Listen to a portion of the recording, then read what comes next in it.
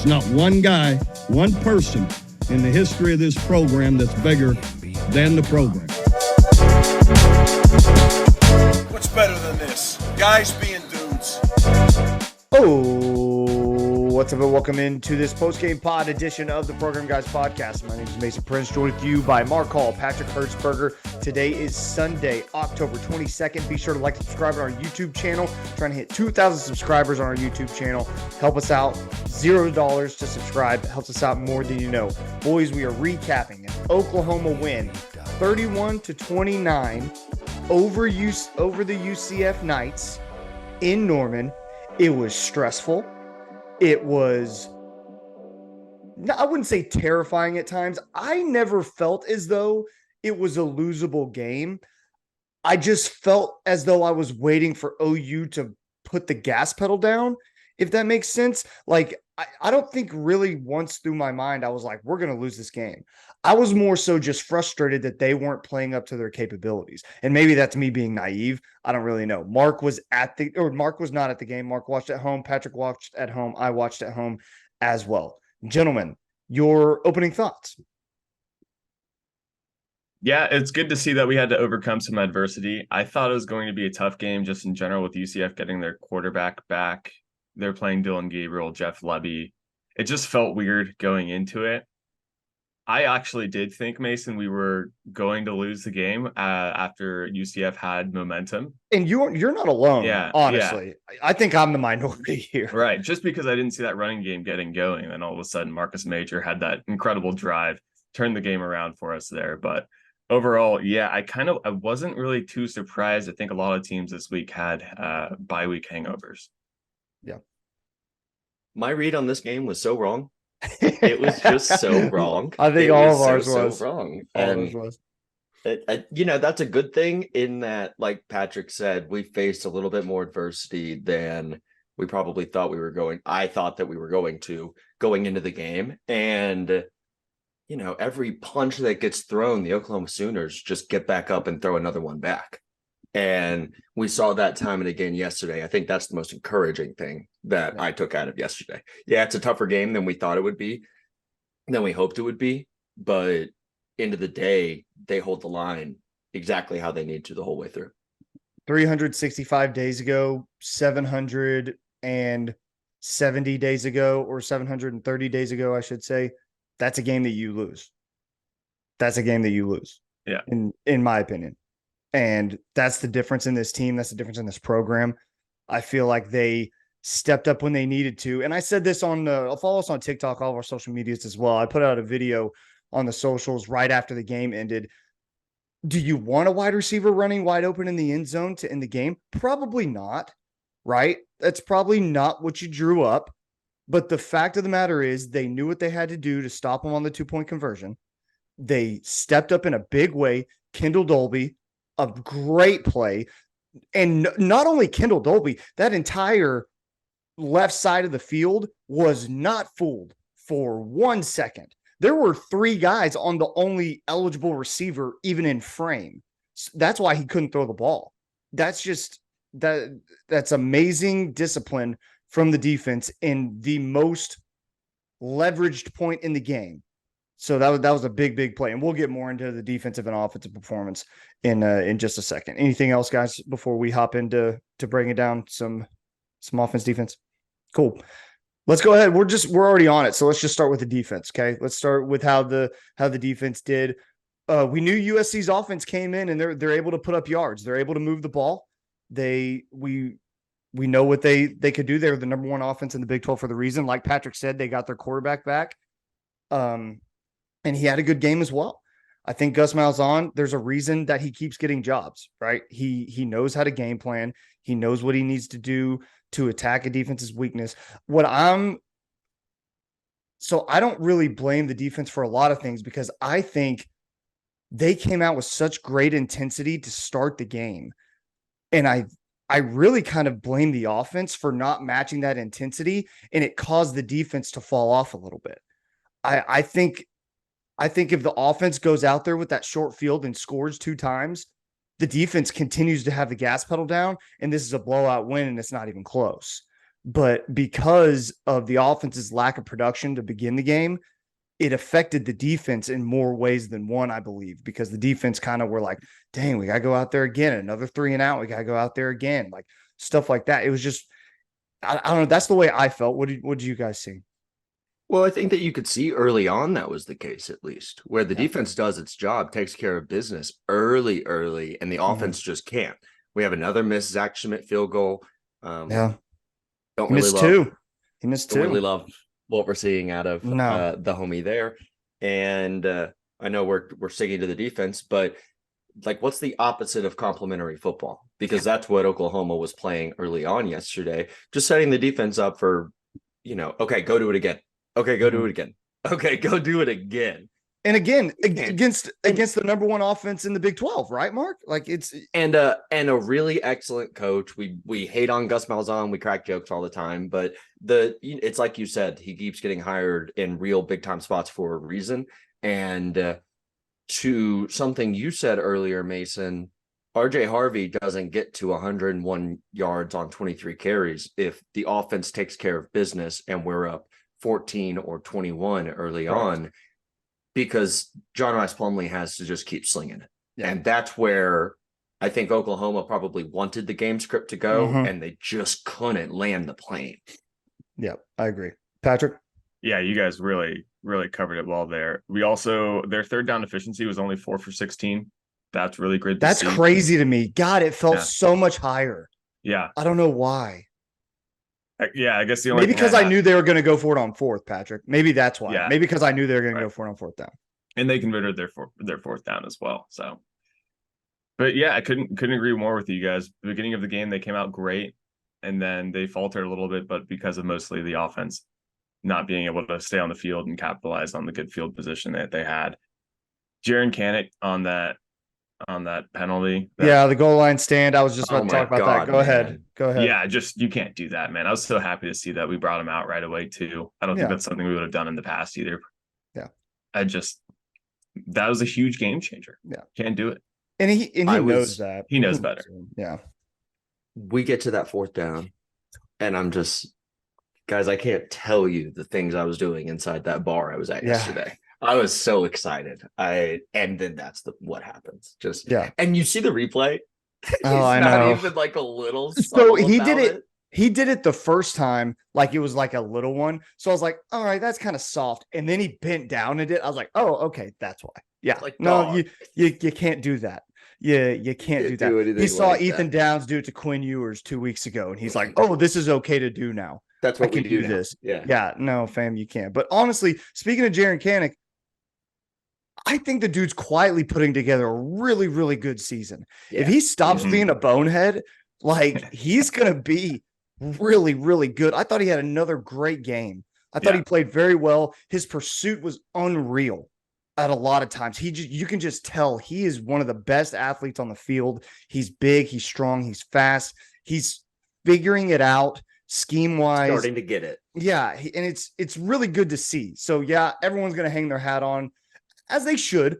If the game goes another way, people are going to look at that moment and be like, that's why we lost. Is something like that. But you didn't, you won. So it'll get lost in the ether at some point. But what won't need to be lost is I think Jaren Kanak is becoming a really, really good linebacker and putting together quietly a very good season.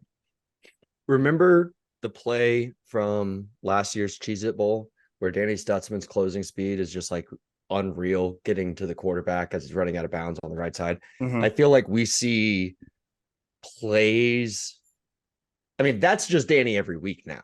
Yeah. That's just who Danny is. I feel like we're seeing flashes like that with Jaren. Just every week, there's something cool. There's something cool. And he's in on a bunch of tackles, but like it's the high level plays that really have me excited. Speaking of high level plays, Peyton Bowen records his first sack of the season. Dude. Oh my God, man. He just rips that dude and then gets up and starts partying. He is the best. He rocks, so dude. Good. He's so much fun. Patrick, go ahead, man. Yeah, I agreed. I was like, is Peyton kind of having a quiet game? And then 2 minutes later, boom. I know, right? You know, Bang. Yeah.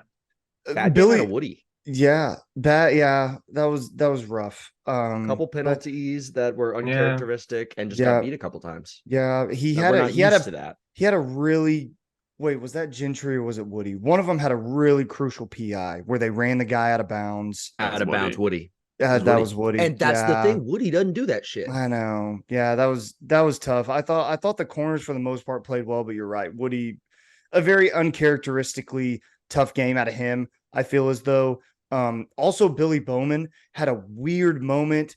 He made a play, like I think he had a sack Yeah. off the edge. He was unblocked.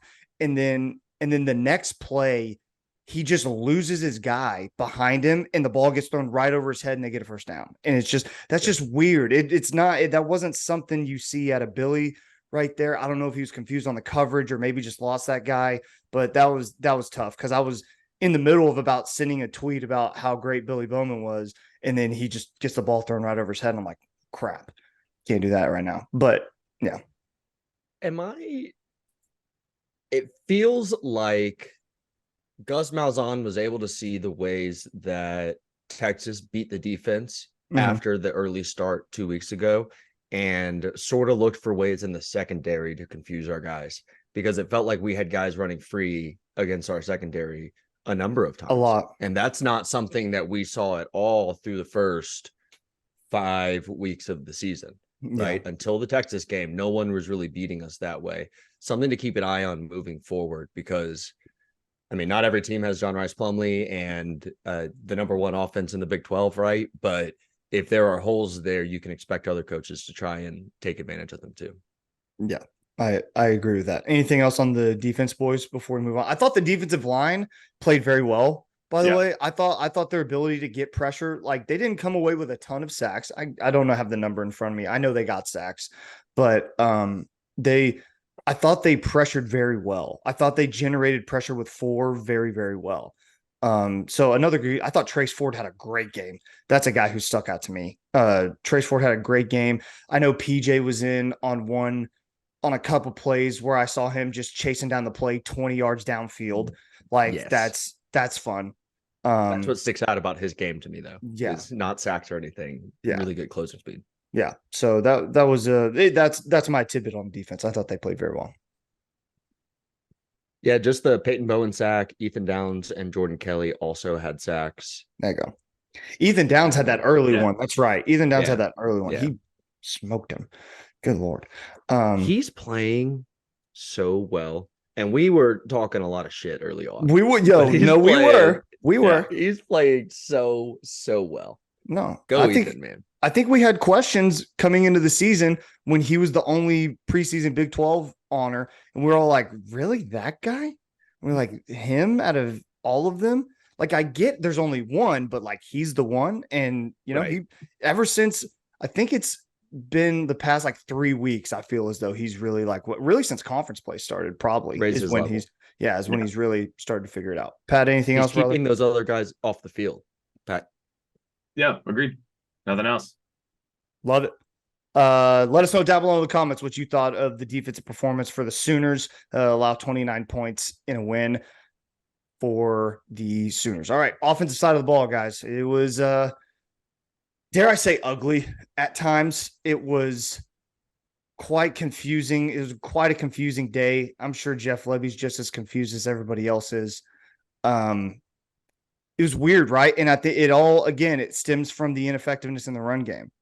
And I'm not breaking any news to anybody here. I think the run game was a struggle. Talwi Walker, a coach's scratch because of some BS he did during practice. Matter. Yeah, is that what it is? There's room. I'm not going to confirm any, but there's rumors from local beat reporters that he had a tiff with DeMarco Murray during practice this week, and that in turn causes him to miss this game. So, Bro, yeah, you don't mess with the spray tan. that's all time. That's all time. He's a brainworms. family man. Yeah. He needs to not be treading those waters, dog. But yeah, so Talwi Walker was out. It was the Marcus Major experience again, and me and Ryan both, I know, are for a fact done with the Marcus Major experience. It's to the point now, guys, where like, what does it hurt to see what Caleb Hicks or Dalen Smothers has for you? because if this is what you're getting out of the running back room, then some other guys just give them a shot. You know what I mean? It was very obvious we were losing, or we didn't have our best running back and arguably our best wide receiver as well in Andrew Anthony. Most teams, though, may not be able to overcome that, and we did. So that is a For sure. positive. I'm optimistic about that. The running game, though, when you look at the stats, Sawchuk was averaging 6.3 and Marcus Major was averaging 4.6. Part of me feels like we weren't giving them enough and putting them in the situations in time to run the ball well. It wasn't getting going from a rhythm perspective either, in my opinion. And that's what I saw. Go ahead, Mark. I think Dylan was ineffective as a runner yesterday, largely ineffective as a runner, 10 carries for 22 yards. That's not really getting it done. Well, and he Gavin, had 20 yards on one run. It felt, yeah, correct. So Gavin, his long was 14. So there you go. The there rest of that is 8 on 9 carries. Yeah. So Gavin Sawchuk goes 10 for 63. Tell me if you guys agree or disagree, but I didn't think it looked as effective as 10 for 63 and a touchdown sounds. That last run that he's able to just break through the defense, that looked like Gavin Sawchuk, but no carry before that. No carry before that looked like Gavin Sawchuk to me. I agree. So that's a real TBD on that one. I get the sense that he wasn't going to be playing before the Tawi Walker incident, right? So I don't really know what's going on there. And hey, man, I called it before the Texas game. Jalil Farouk in the backfield is cool as shit, and I want to see it as much as I can. 3 carries for 16 yards. Why isn't he getting some more of those? I mean, I know they want to see Gavin get right, but you can do a lot of cool stuff with Jalil, I think. And we saw that yesterday. Receiving wise, Nick Anderson, he dropped a ball or two, but holy crap. 5 catches, 105, and 2 touchdowns. That's pretty freaking good. He has 8 touchdowns on 16 catches in his career. It's pretty wild. It's pretty nuts. It's crazy. Yeah, it's nuts. But yeah, I thought I texted this to you guys. I think the absence of Andrew Anthony is going to be felt a lot more than we really gave it credit for. I think we all knew how good Andrell was, but we were like, time for other guys to step up. I think it's quite obvious they're going to miss him a lot, and it's really going to be important. Can Nick Anderson step up? Can Jaden? We saw Jaden Gibson get some burn, have a catch. Will those other guys step up? And honestly, for me, a guy who I don't really feel as though I talked crap on Drake Stoops. I just said he didn't need to be your number 1 or 2 option. I thought Drake Stoops had a fantastic game. Big catches when it mattered most, over the middle, scoring that touchdown to take the lead in the 4th quarter. Very, very good day from Drake Stoops. You need your mature, older guys to step up in a game like that when it's getting tough. And Drake did. So credit where credit's due to Drake. I thought we would see more Jaden Gibson. I thought we would see Brennan Thompson. Yeah. But none of it. So, and then also Farouk only getting 3 catches. That's not great. I guess it's kind of what you said, Mason. I always assumed, all right, you lose Andrell Anthony and you're just going to find ways to scheme up guys in those spots, right? And what we're finding is Dylan actually had developed a pretty good connection with Andrell specifically getting to those spots. You see throws going to, Drake is Drake, right? 7 for 60. That's a Drake Stoops game. Yeah. But you see tosses to Nick Anderson, you see tosses to Jaden Gibson where these guys are condors and it's still kind of like not where they want the ball to be, or they just ran the route not quite where Dylan put the ball. And it's stuff like that that has to get ironed out for any of those guys to take on that Andrell Anthony size role or responsibility. We saw a little bit of Jaquez Petaway. We did. That. We did. I really like Jaquez. I think he brings a new element to the offense. And if he's the one human being who gets more run as a result of Andrell, that's not too bad. And that's and that's another thing that I wanted to point out. So we already mentioned PJ. We mentioned Jaquez Petaway. They are not afraid to play young guys at all. Like, we are not afraid to play true freshmen.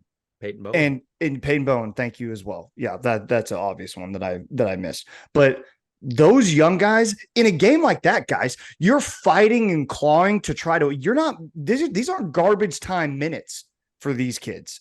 Like they are getting them hardcore game on the line experience. Jaquez Petaway, a first down in the fourth quarter, I think, on a massive drive. Like or late in the third, I can't remember, but it was a first down nonetheless. Like those are massive snaps that are going to matter. They are going to matter to these kids and this team as they mature, and it's just going to make them mature quicker. So credit to the coaching staff of recognizing talent and understanding when to put these guys in the game and get them good minutes. It's just we keep going back to it, man. I'm just really glad that Brent Venables is our head coach. I'm just very, very, very glad that he's our head coach. I think this will probably be the crew for the roundup here in a little bit too. But yeah. Hey, if you're an Oklahoma fan right now, the results of a certain game on the West Coast yesterday surely have you pretty happy that Brent Venables is your head coach right now, man. Yeah, 100%. But back to the offense, my final point is just Dylan. I think it was an uncharacteristic game for Dylan for this season. He's been playing his best ball. You could tell he was off, like Mark said. Not having Andrell there was different. That interception's not on him.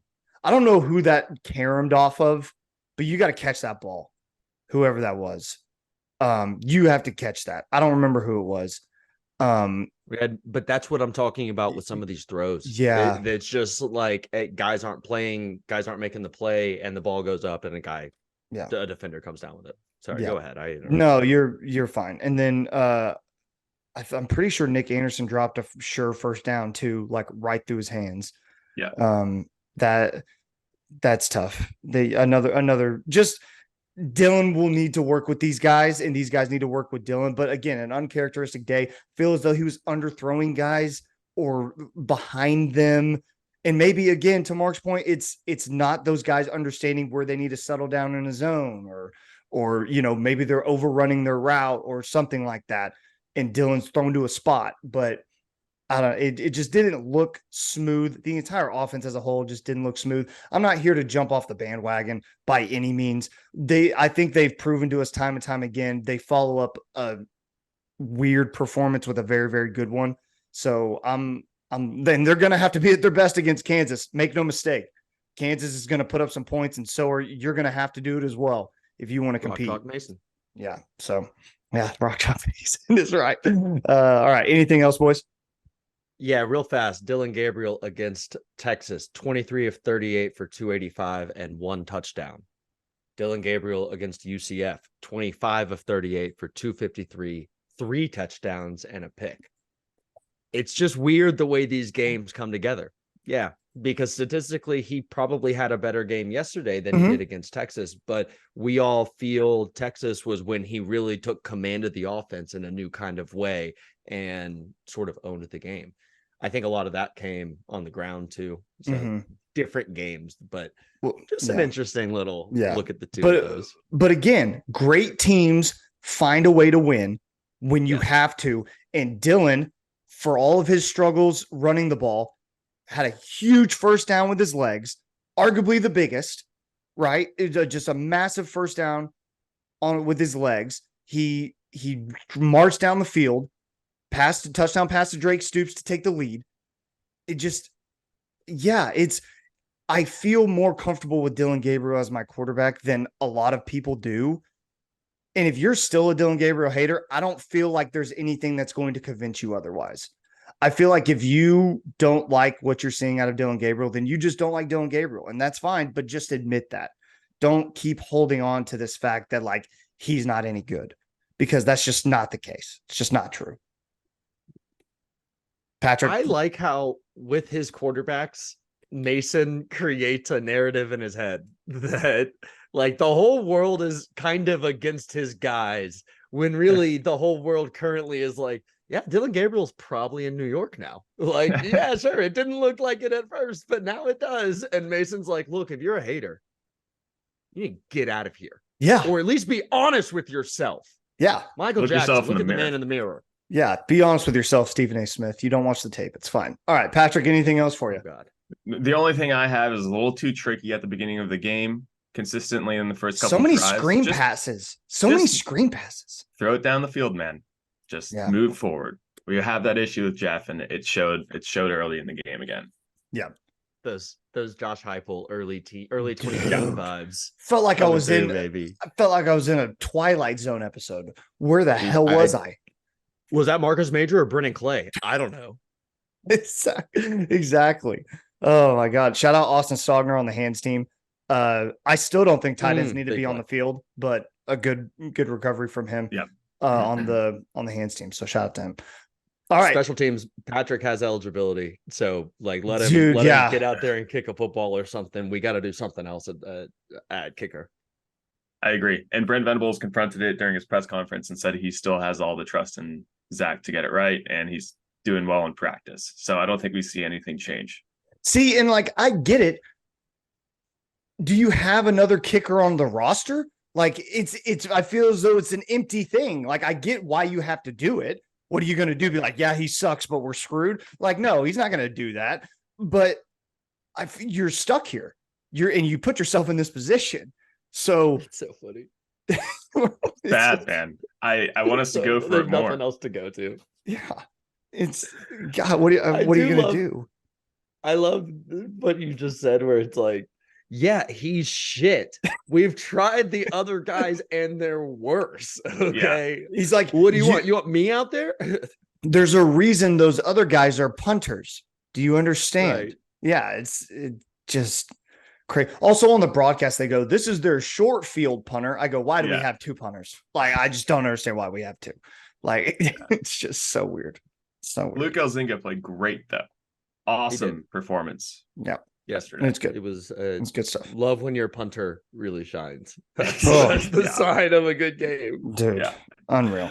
Let us know down below in the comments what you thought of the offense and special teams. We read every single one of your comments and appreciate them more than you know. All right, boys. MVP of the game time. Patrick, I'll start with you, man. Who's your MVP? Drake Stoops for his consistency. I really pick. thought he was one of the big reasons why we won yesterday. Nice. Mark, who's your MVP, man? DeJoun Terry. For weeks now, this Had a dude good has game. been just clogging shit up in the interior of that defensive line, and he did it again yesterday. Disruptive dude up front that is just taking on a larger and larger role as the season progresses. So my MVP, DeJoun Terry. Go Vols. Go Bulls! I hate you so much. Oh, I hate you. I Amazing. love you. Oh, that's so good. Patrick's nothing if not consistent. You got to give the guy credit. You know, my MVP. People are gonna say I'm weird for this, but I say Jaren Kanak. I think he just had a really, really good game. Yeah, he was a moron, all-time brainworms moment for what he did on the goal line stand. I get it, but dude, he had a really great game otherwise. And if that's what I get out of Jaren Kanak every week, this team's going to be really, really good if that's the way he continues to develop. So Jaren Kanak, my MVP of the week. Real fast, a name we didn't say who played very, very, very, very well yesterday, Deshaun McCullough. Yes. Yeah. Huge game out of him. He played super well. Really glad to see him making an impact on the defense. Also to the Deshaun point, I saw him. There were multiple times where there was like a close up on Deshaun talking to someone like who just made a play, and it looked as though Deshaun was like kind of coaching him up on the field or like explaining like, "Hey, you did that right, but here's what's going to happen next time." Or here, you know, I don't know what he's saying. I'm not going to fill in Just words, but communicating. yeah, It's so just good. communicating, and looked like, yeah, he's like, "Hey, good play. Here's what we're going to do the next time. Like, here's what's next. Here's what's next." And we know that's a theme with this team. What's next? Like they say that a lot. So I thought that looked good. Cool. Bang.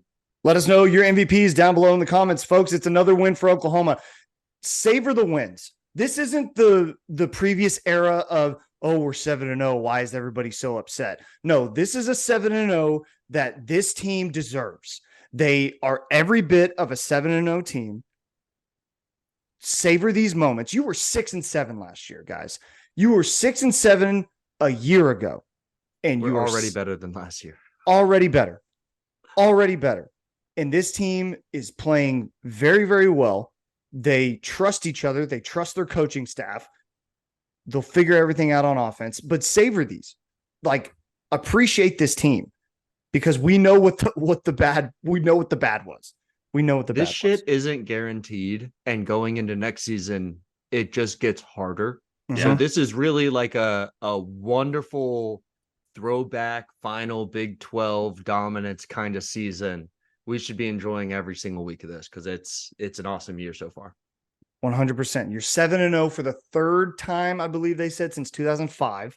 7-0 for the third time since 2005, which is wild, right? With all of the dominance that OU has had, it's only the third time. So credit to this staff. They've turned it around. More games to be played. And on that note, we will see you next week for the preview pod for the Oklahoma-Kansas game next Saturday. Sooners Rock in Chalk. Lawrence, looking to Mason go to 8-0. Rock Chalk Mason will be in full force. Oh yeah. In full throat, and we'll break down the game for you. Hopefully have all the guys there. And also we'll have a post-game pod for you following that game next Saturday. Also be sure to check out the program roundup. We got an episode that we're recording right after this, looking at the entire landscape of college football, brought to you by our fans at the Fan Stop. Also check your mailboxes. If you ordered a t-shirt, they should be in your mailbox or on at least on the way. If you haven't, if you've ordered one, you haven't got it, slide in our DMs. Let us know that you're still Figure waiting. this stuff out for you. Yeah, and we'll help you figure it out. Okay, we'd love to see it. Also had reports of boots on the ground in Norman on Saturday. People wearing Program Guys shirts. Shout out to you guys. You guys rock. Amazing. Love it. I wore mine yesterday for the game. 1-0 in my Program Guys shirt. Yo, send us pics of you Yeah. guys and your Program Guys stuff. We love that. It's so cool to us. So absolutely send us pics from the game, slide into the DMs, whatever you got to do. We love it. Yeah, absolutely. Follow us on all of our social media, man. Check out our TikTok. Check out everything. That's how we do it. Patrick, that's going to do it. Take us out. Keep pushing it, baby. 3,